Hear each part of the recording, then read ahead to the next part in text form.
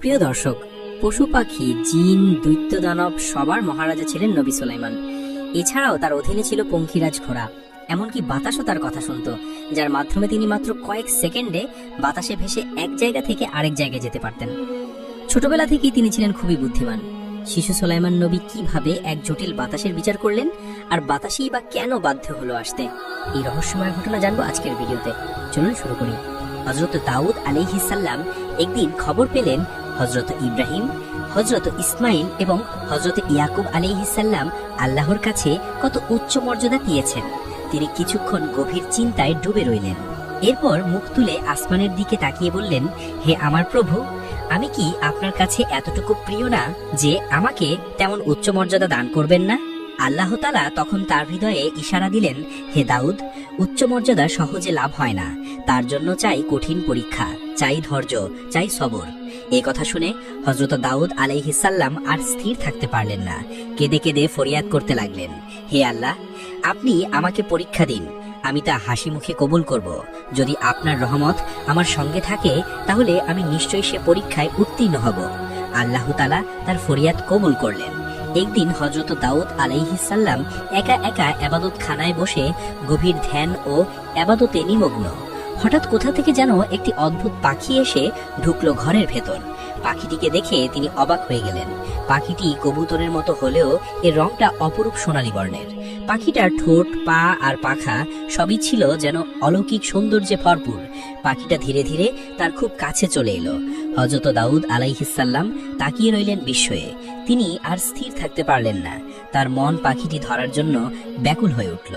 পাখিটিকে ধরার জন্য তিনি উঠে দাঁড়ালেন, কিন্তু তিনি একটু এগোতেই পাখিটা পিছিয়ে গেল। তিনি আরেকটু এগোলেন, পাখিটা আবার একটু সরে গেল। এইভাবেই চলতে চলতে পাখিটা তাকে ধীরে ধীরে ঘরের বাইরে টেনে নিয়ে গেল। হযরত দাউদ আলাইহিস সালাম তখন পাখিটির সৌন্দর্যে এতটাই মোহিত হয়ে পড়েছিলেন যে তিনি বুঝতেই পারলেন না তিনি ইবাদতের জায়গা থেকে অনেক দূরে চলে এসেছেন। পাখিটির পেছনে ছুটতে ছুটতে তিনি জঙ্গল, পাহাড়, পথঘাট পার হয়ে অবশেষে এক অচেনা রাজ্যে প্রবেশ করলেন। হযরত দাউদ আলাইহিস সালাম বুঝতেই পারলেন না তিনি কত দূর চলে এসেছেন। তখনও তার মনে একটাই প্রশ্ন ঘুরছে, পাখিটা কোথায় গেল? হঠাৎ তিনি দেখতে পেলেন তিনি একটি অপূর্ব সুন্দর ফুলের বাগানে এসে পড়েছেন। বাতাসে ভেসে আসছেন নানান রঙের ফুলের ঘ্রাণ, পাখির কিচিরমিচির ধ্বনি। এমন পরিবেশে কিছুটা স্থির হয়ে দাঁড়াতেই তিনি খেয়াল করলেন পাখিটা আর নেই। তিনি বুঝতেই পারলেন না পাখিটি কোথায় উধাও হয়ে গেল, আর তিনি বা এখানে কিভাবে এলেন। তিনি কিছুই মনে করতে পারছিলেন না। তার চেতনা যেন এক ধাক্কায় ফিরে এলো। মনে হলো তিনি যেন এক অজানা জগতে এসে পড়েছেন। বাগানের মধ্যে দাঁড়িয়ে থাকতেই একজন মালি এসে পড়ল। দাউদ আলাইহিস সালাম মৃদুস্বরে জিজ্ঞেস করলেন, ভাই, বলো তো এই বাগানের মালিককে? মালি বিনীতভাবে উত্তর দিল, এই বাগানের মালিক একজন মহিয়সী নারী, তার নাম আফিয়া। তিনি বাগানের উপরে সেই অট্টালিকায় থাকেন। অতঃপর হযরত দাউদ আলাইহিস সালাম সেই মালির উত্তর শুনে দ্রুত বাগানের মধ্য দিয়ে হাঁটতে হাঁটতে সেই অট্টালিকার দিকে গেলেন। দূর থেকে একজন রমণীকে দেখতে পেলেন। তিনি কোনো সাধারণ নারী ছিলেন না, তার সৌন্দর্য ও ব্যক্তিত্ব ছিল অনন্য। তিনিই ছিলেন আফিয়া। হযরত দাউদ আলাইহিস সালাম তার দিকে তাকিয়ে হৃদয়ে এক অনুভূতি টের পেলেন। তিনি মনে মনে বললেন, এই নারী যেন আল্লাহর পক্ষ থেকে আমার জীবন সঙ্গিনী হয়। তিনি সিদ্ধান্ত নিলেন এই মহিলাকে তিনি বিবাহ করবেন। কিন্তু নিশ্চিত হওয়ার জন্য পথিমধ্যে এক পথচারীকে জিজ্ঞাসা করলেন, ভাই, এই বাগানের মালিক মহিলার কি বিবাহ হয়েছে? পথচারী বলল, হ্যাঁ, কিছুদিন হলো হয়েছে, তবে আশ্চর্যের বিষয় এখনো স্বামী স্ত্রীর মধ্যে সাক্ষাৎ হয়নি। তার স্বামীর নাম আউরিয়া।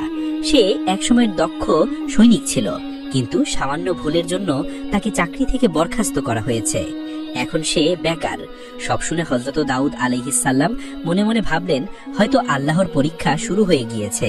তিনি পথিকের কাছ থেকে আউরিয়ার ঠিকানা নিলেন। তারপর আউরিয়ার উদ্দেশ্যে রওনা হলেন। সেখানে পৌঁছাতে কিছু সময়ের মধ্যে আউরিয়া সাধারণ পোশাকে দাউদ আলাইহিস সালামের সামনে হাজির হলো। তিনি মাথা নিচু করে দাঁড়িয়েছিলেন। আউরিয়া বিনয়ে ভরা কণ্ঠে বলল, হুজুর, আপনি আমার গরিব ঘরে পা রাখলেন, আমি সত্যি কৃতজ্ঞ। হযরত দাউদ আলাইহিস সালাম হাসি মুখে বললেন, আমি অনেকের মুখে তোমার প্রশংসা শুনেছি। তুমি এক সময় এক মহান সৈনিক ছিলে।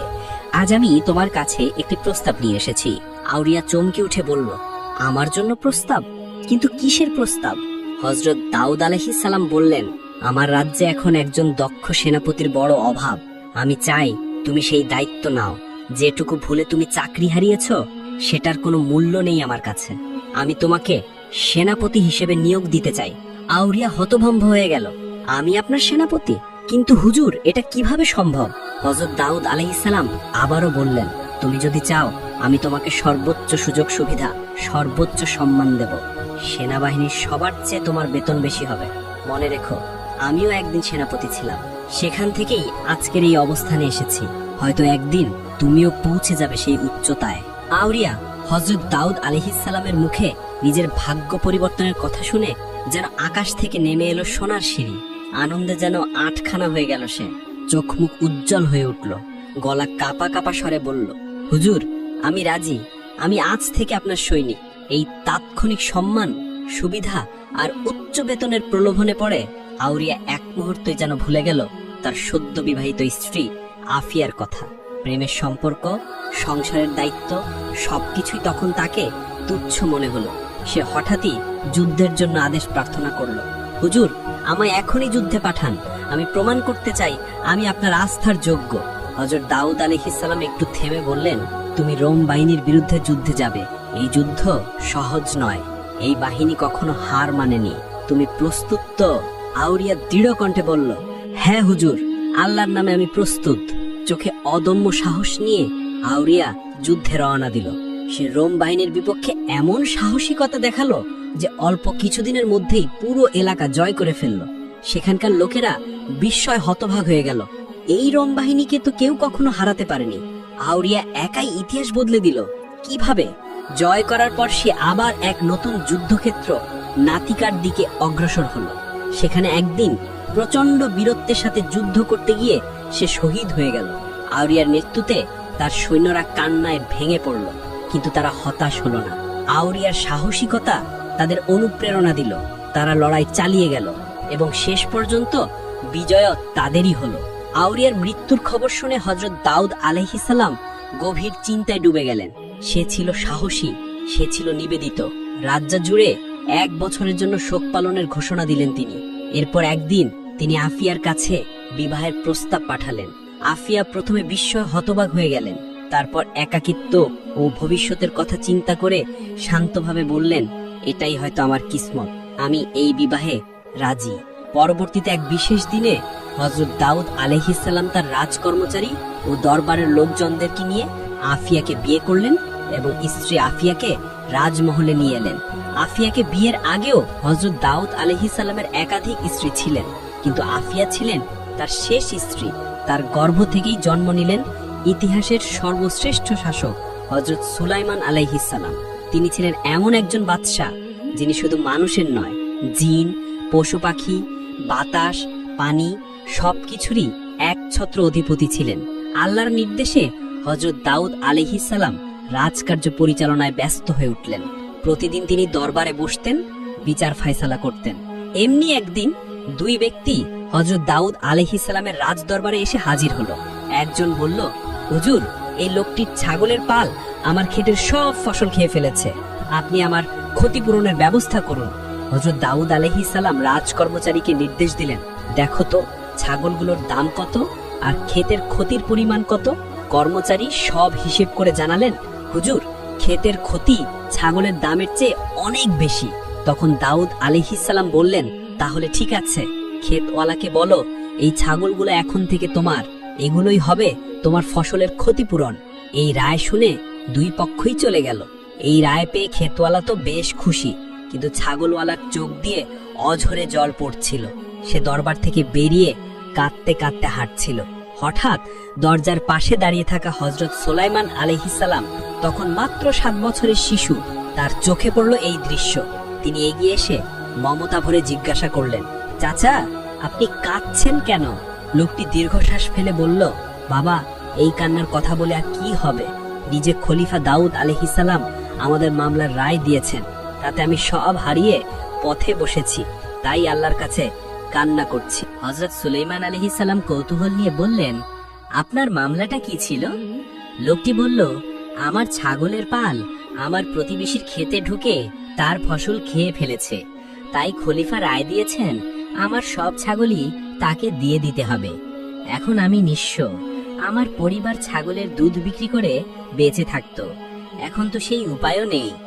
ছোট্ট সুলাইমান একটু ভাবলেন, তারপর বললেন, আপনি আবার খলিফার দরবারে যান, সেখানে গিয়ে বলুন, হুজুর, মামলার ব্যাপারটা যদি আরেকটু ভেবে রায় দিতেন তাহলে আমি বেঁচে যেতাম, আমার তো বেঁচে থাকার আর কোনো উপায় নেই। লোকটি আশার আলো পেয়ে বলল, আচ্ছা শাহজাদা, আমি আপনার কথা মতোই করব। সে আবার হযরত দাউদ আলাইহিস সালামের দরবারে গেল, বিনয়ের সাথে বলল, হুজুর, আপনি যদি একটু ভেবে আবার রায় দিতেন তবে আমিও আমার পরিবার না হয়ে বাঁচতাম। হযরত দাউদ আলাইহিস সালাম আশ্চর্য হয়ে জিজ্ঞাসা করলেন, তোমাকে এই কথা কে শিখিয়ে দিল?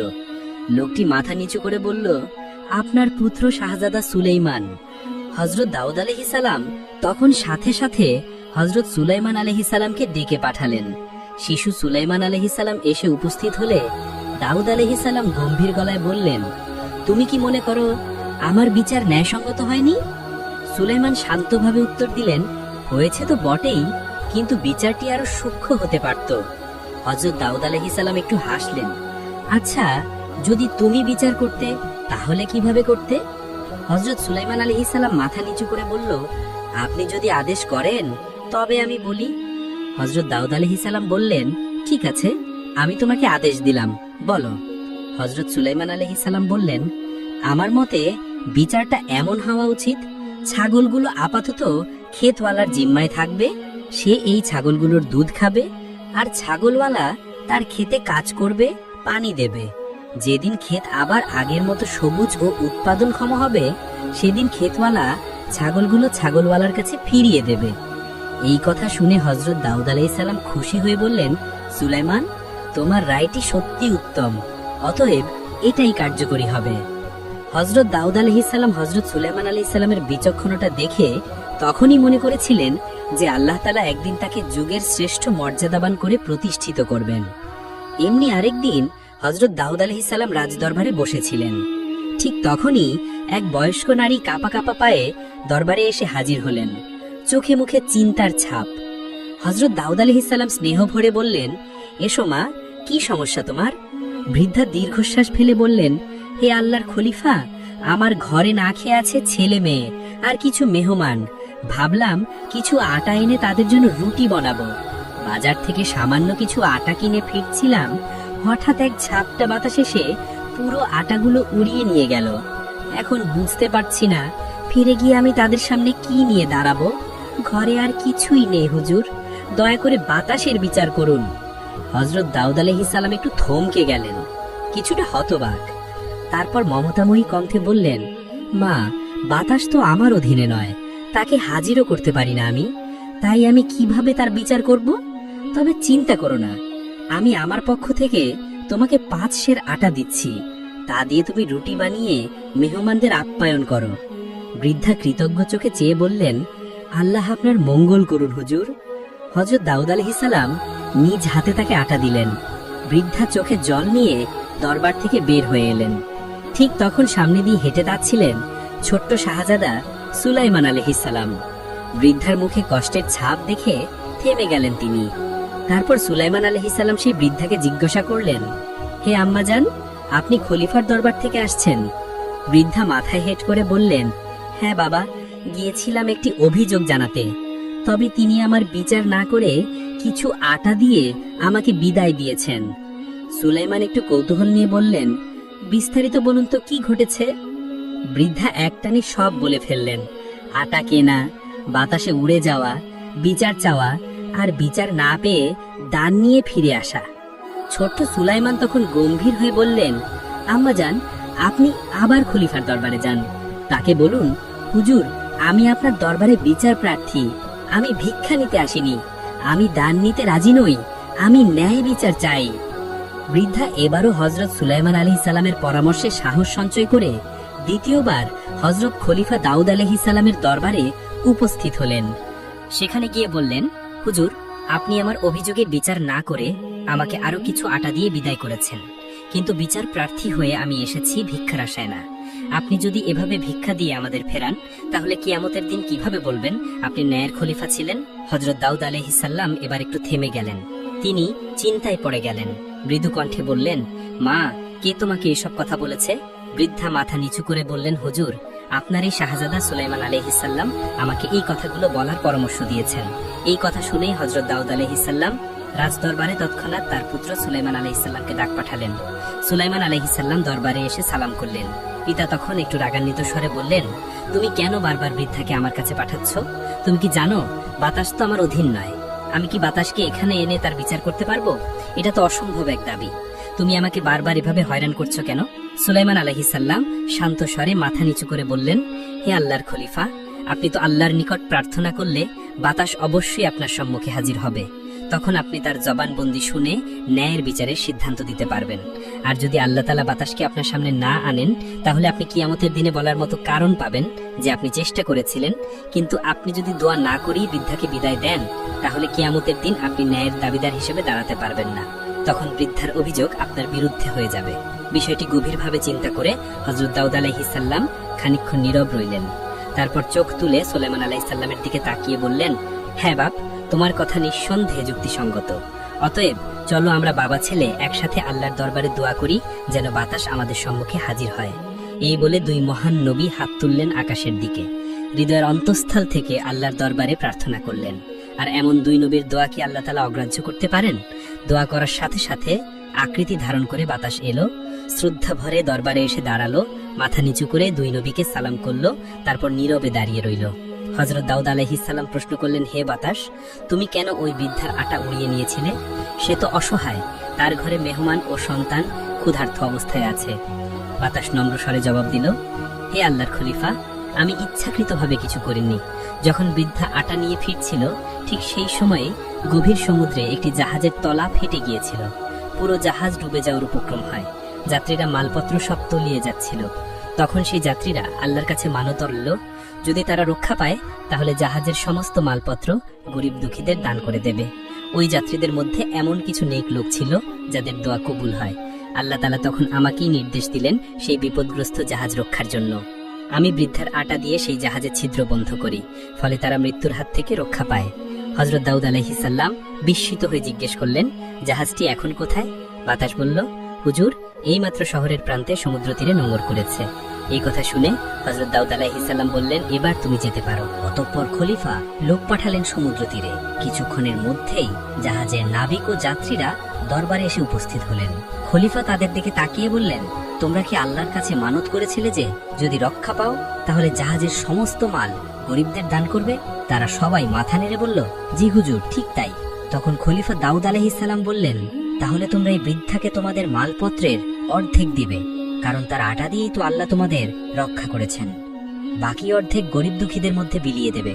যাত্রীরা খলিফার আদেশ শ্রদ্ধা ভরে মেনে নিল এবং তারা বৃদ্ধাকে নিজের সঙ্গে নিয়ে গেল আর জাহাজের মালপত্র নামিয়ে সুষ্ঠুভাবে বন্টন করল।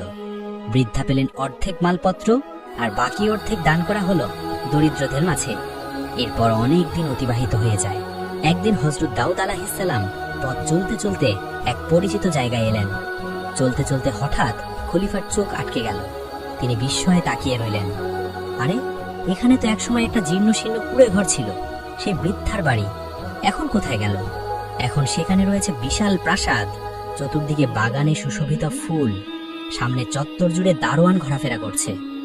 হযরত দাউদ আলাইহিসসালাম অবাক হয়ে আশপাশের লোকদের জিজ্ঞাসা করলেন, এই জায়গায় এক বৃদ্ধার কুঁড়ে ঘর ছিল, সে এখন কোথায়? লোকেরা মাথা নেড়ে বলল, হুজুর, এই প্রাসাদ আর অট্টালিকাগুলো সবই সেই বৃদ্ধার। শুনেছি বাতাসের বিরুদ্ধে আপনার দরবারে অভিযোগ জানিয়ে সে আজ বিপুল ধনসম্পদের মালিক হয়েছে। এখন তার সাক্ষাৎ পাওয়া সাধারণ লোকদের পক্ষে দুঃসাধ্য। খলিফা বললেন, তাকে আমার খবর দাও। লোকেরা বৃদ্ধাকে খবর পাঠালো। খবর পেয়ে বৃদ্ধা আর দেরি করল না, দৌড়ে এসে সালাম জানিয়ে খলিফার সামনে দাঁড়ালো। হযরত দাউদ আলাইহিসসালাম মৃদু হাসলেন। তুমি এমন কি নেক কাজ করেছো মা, যার কারণে আল্লাহ তোমাকে এত বড় সম্পদের মালিক করেছেন?